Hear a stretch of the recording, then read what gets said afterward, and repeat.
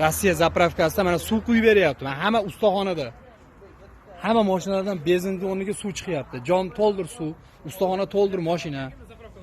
Интернетке дал ушул видео тарап, анын ээси Нефть Россия май куюучу бекети бензиндин ордуна автоунааларга суу куюп жатканын айткан. Ал унаасы жүрбөй калгандыктан бекеттин жанындагы устаканага алып келгенин, ага кошулуп 50ге жакын унаалардагы жүрбөй калганын кабарлаган.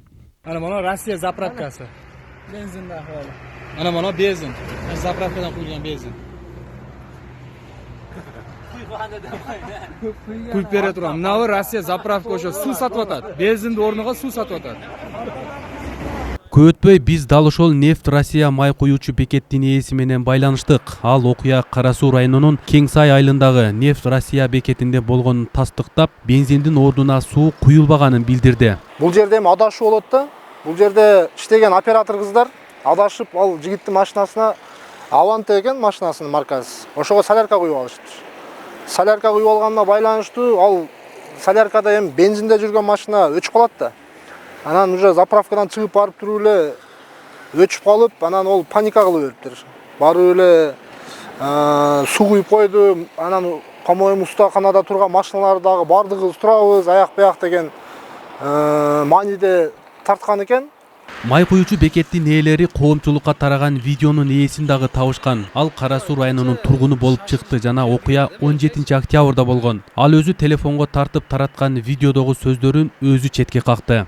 Жоқ, кече биз шашылып келдик эле да бу жергечи. Келип бензин куюп бер десем, ол солярка куюп туруптур машинамгачы. Анан о жерге барып өчүп калды машинам. Анан устаканага алып бардым. Нерде машиналар оңдоп аткан экен, мына устаканада түштү. Ошон болду, ушу солярка чыкты ичинден.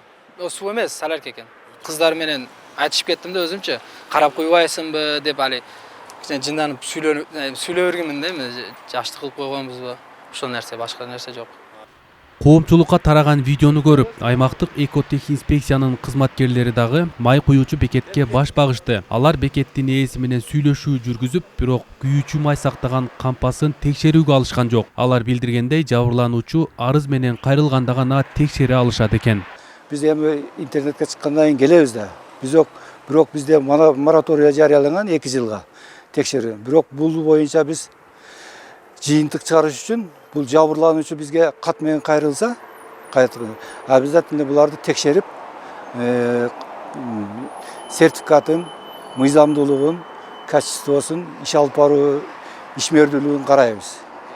Андан кийин биз жыйынтык чыгарабыз. Эми өздөрү келишип алып, эгер изменение эме кечирип кой деп сурап, өзүнүн алиге эмесин жапа чеккенин жанагы солярканын ордуна бензинин куюп берип, эме бактарын тазалап, машинасынын ордуна келип койсо, онда Биз видеодо көрсөтүлгөн унаа оңдоочу жайга барып, устадан унаага бензиндин ордуна эмне куюлганын сураш үчүн бардык.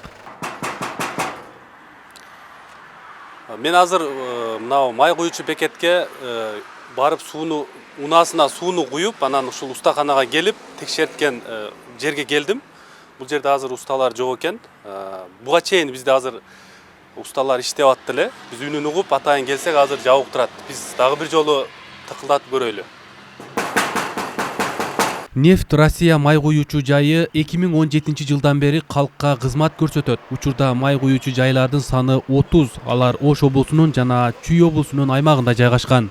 Арген Нуров, Азамат Кубатбек уулу, ТМЖ жаңылыктары.